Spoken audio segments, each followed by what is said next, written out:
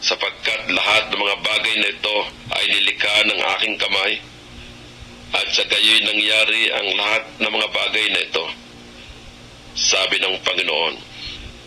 Ngunit ang taong ito ay titingnan ko sa makatidbagay siyang dukha at may pagsisising loob at nanginginig sa aking salita.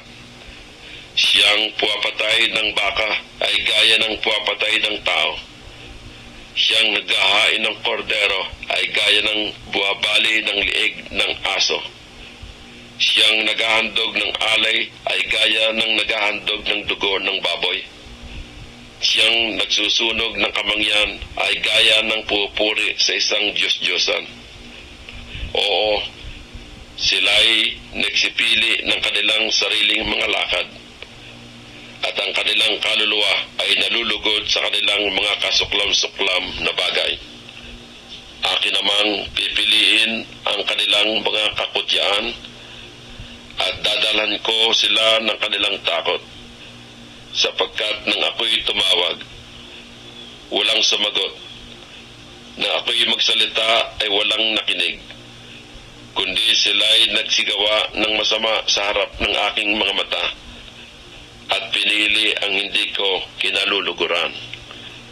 Inyong pakinggan ang salita ng Panginoon. Ninyong nanginginig sa kanyang salita. Ang inyong mga kapatid na nangagtatanim sa inyo, na nangagtatakwil sa inyo dahil sa akin, nangagsabi, luwalatiin ang Panginoon upang makita namin ang inyong kagalakan. Ngunit sila'y mga papahiya. Ang ingay ng kagulo na mula sa bayan, ang tinig na mula sa templo, ang tinig ng Panginoon na naggagawad ng kagantihan sa kanyang mga kaaway. Bago siya nagdamdam, siya'y nanganak. Bago dumating ang kanyang paghihirap, siya'y nanganak ng isang lalaki. Sinong nakarinig ng ganyang bagay? Sinong nakakita ng ganyang mga bagay? Ipanganganak baga ang lupain sa isang araw? Ilalabas bagang paminsan ng isang bansa, sapagkat pagdaramdam ng Siyon ay nanganak ng kanyang mga anak. Dadaling ko baga sa kapanganakan ang hindi ko ilalabas, sabi ng Panginoon.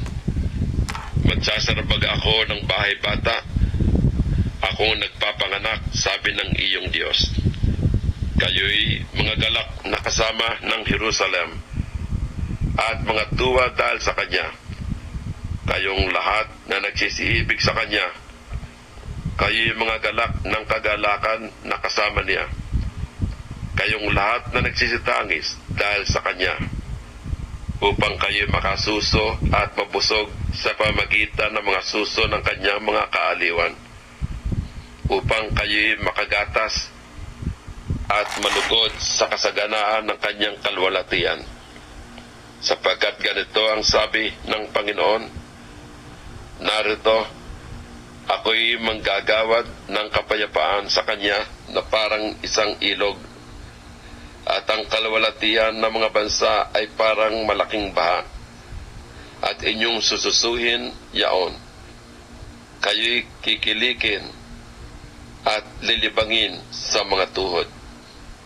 Kung paanong ang sino may inaaliw ng ina, gayong ko aliwin kayo, at kayo'y mga aaliw sa Jerusalem. At inyong makikita at magagalak ang inyong puso, at ang inyong mga buto ay giginhawang parang sariwang damo, at ang kamay ng Panginoon ay makikita sa kaniyang mga lingkod, at siya'y magagalit laban sa kaniyang mga kaaway.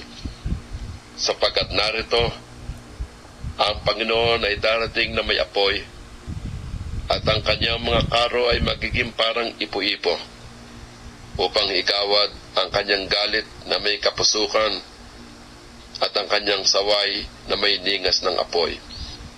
Sapagkat sa pamamagitan ng apoy, makipagpunyagi ang Panginoon, at sa pamamagitan ng kanyang tabak sa lahat ng mga tao, at ang mapapatay ng Panginoon ay magiging marami.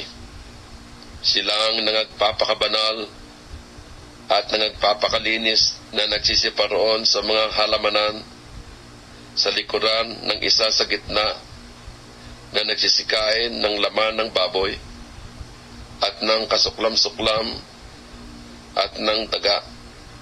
Sila'y darating sa isang wakas na magkakasama, sabi ng Panginoon.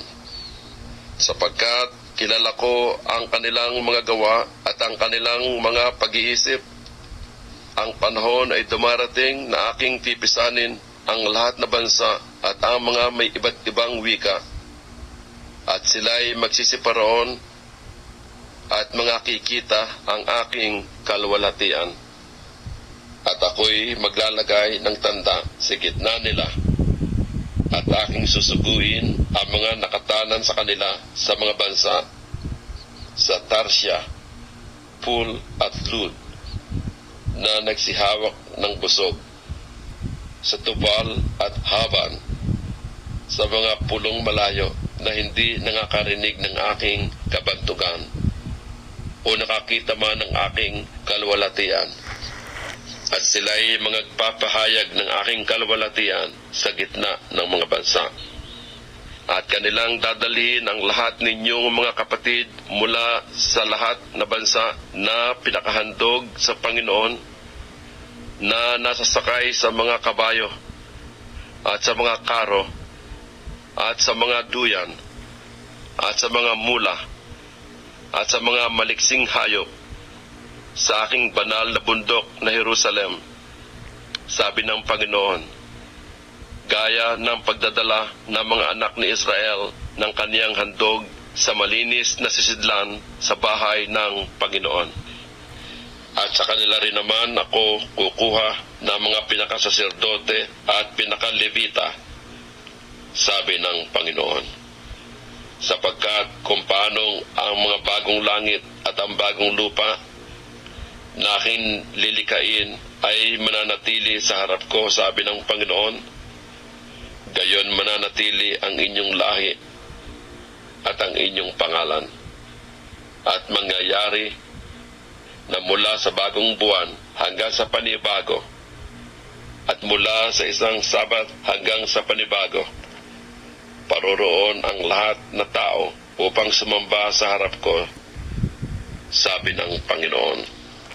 At sila'y magsisilabas at magsisitingin sa mga bangkay ng mga taong nagsisalangsang laban sa akin, sapagkat ang kanilang uod ay hindi mamamatay, o mamamatay man ang kanilang apoy, at sila'y magiging kayamutan sa lahat ng mga tao.